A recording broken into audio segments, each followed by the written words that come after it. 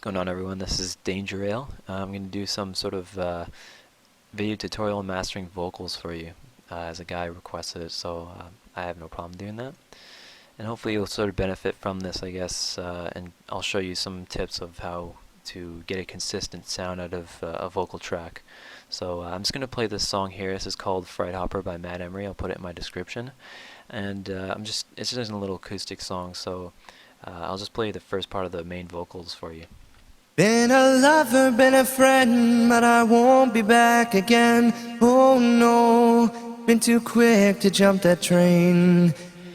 Okay, so I'm just going to run you through the channel strip here on the basic signal flow of what's going on. So basically, I guess the first thing you notice when I open this window up is the cutoff of the EQ. This is the main EQ. And basically, it's taking anything below 120 Hertz and cutting it off, essentially. And you want to do that with pretty much every vocals. You know, whether it be 60 Hertz or 80 Hertz, you always want to cut off somewhere. In this instance, I use 120 because you really don't need anything lower than that. So that's the cutoff for the main equalizer. I have a gate on this as well, and if you don't know what a gate is, basically all it does is take the sort of the background noise and it just eliminates it, and it gauges this by a threshold. And in this example, I have a -32 threshold, -32 dB, I should say, with an attack of 11 milliseconds, and that gives me the result I want. But obviously, this is going to be different for your recording because you might have more background noise, or you might have, you know, a little bit less background noise. But when you're recording, you generally want to have none, virtually none at all, so you don't need a gate. But you know, I mean, it's helpful in most cases, especially when it comes to drums. It's a really handy tool. So there's nothing too out of the blue about this. This is basically the default settings for the gate. So I'm going to move on to the EQ here, which is below the gate.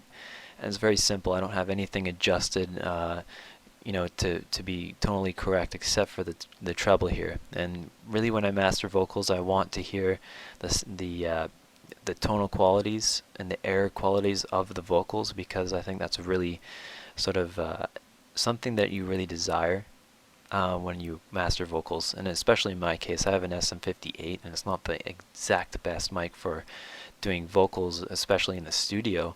But if you add some high end, it does have that response. So it's a good mic, I guess, and overall. But when you're recording with a large diaphragm condenser, it has more high end than you need. So you don't really, essentially, you don't really need to have that much treble. But in this case, I do. So that's just the way it is for me.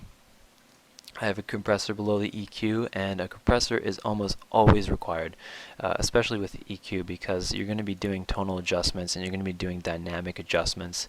And this is an example of a dynamic adjustment. I'll just go along here and show you this waveform, and as you can see, it gets louder, but when you hear it, it doesn't get as loud as it audibly sounds. So I'll just show you.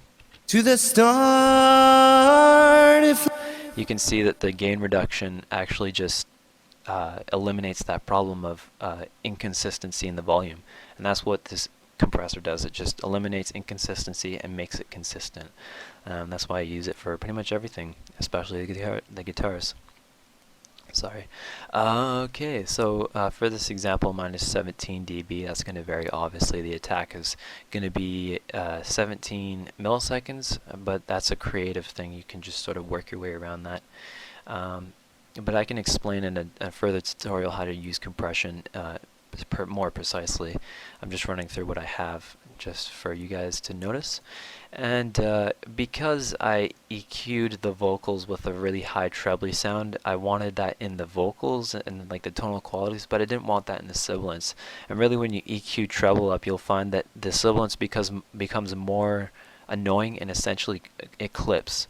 So a way to sort of reduce that is to either use a multiband compressor and find that frequency, which the sibilance is generally around 5K or 6K, and in some cases with female singers it's more than that.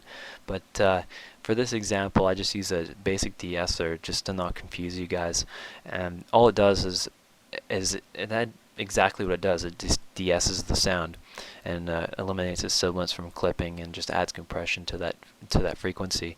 So if I go to somewhere where there's sibilance, I'll show you. to the start if life's too short. So when the sibilance actually kicks in, it reduces it, and this is basically just a compressor with a specific frequency it targets. So that's all it is. A maximizer, and I just use this for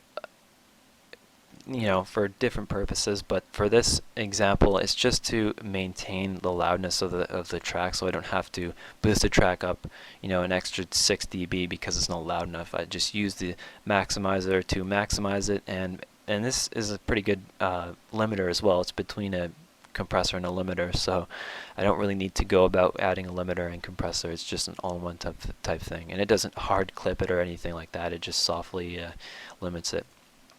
And also I have, you guessed it, pitch correction. This is used almost 90% of the time in music, although I heard some Katy Perry tracks, which I really appreciate, don't use it at all. And you can really tell it's when somebody uses auto-tune because either it's really obvious or they're trying not to be obvious, and the tonal qualities are being shifted out of phase because of the pitch correction that's being applied. But I can get into more detail about that another time, I guess. Basically, I just went to what the general note was. It took me about half an hour to do all of these corrections, and some of them didn't even need to be corrected, like this red line here. These red lines don't really need to be corrected, but this was a really fast take, so he didn't really want the time to do the take. He had to go, and but generally speaking, you want to have a good singer, especially in tonal qualities, not in just pitch. You want a good singer. But it's almost masked in this recording itself. If you listen to the track, it almost sounds like there's no pitch correction whatsoever, and that's really the point of pitch correction. Whether you want to use it creatively like T-Pain, or you want to use it as a sort of masking of the ability to hit that pitch, which is Miley Cyrus in most cases. I guess that's what you want to do. So basically that's all I have for the main vocals. It applies the same for the BVs as well. If I go into the mixer, you'll see I'll have a guitar bus and vocal bus, and that is because it allows me to level them easier, especially because I have two guitars. One is hard pan to the left, one is hard pan to the right, and essentially they're both playing the exact same thing. So I have them in a bus.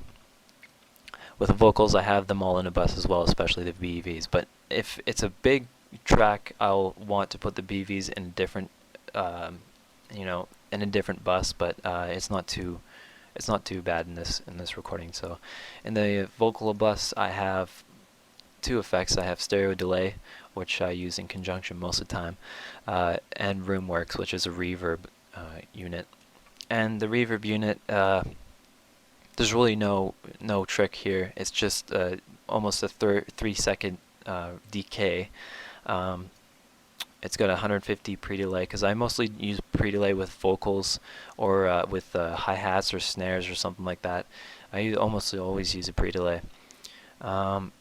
It's got a cutoff of 120, and it's got a cutoff of 10K. So it's a really sibilant but almost lower resonant reverb, and that's really what I was looking for, something that adds more dynamics to the resonance of the vocals, especially because this is a acoustic mix. It just makes it more interesting to have a stereo delay and a Roomworks delay, or a reverb delay I should say.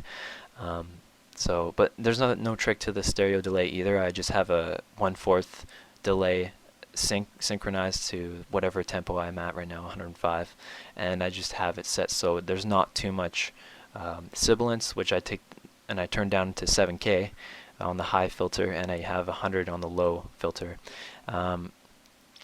Basically, the only thing that I did here was I just changed the synchronization, and I just made it from 1/4 to 575 milliseconds, which is 1/4, but just a bit off, so there's a bit more stereo to it, if you know what I mean. But I can get into more detail about that another time, and that's basically it for my vocal mastering tutorial. I hope you got something out of it, and if you have any more questions, let me know, and I have no objections to helping you guys out. So I hope that you got something out of it, and peace out.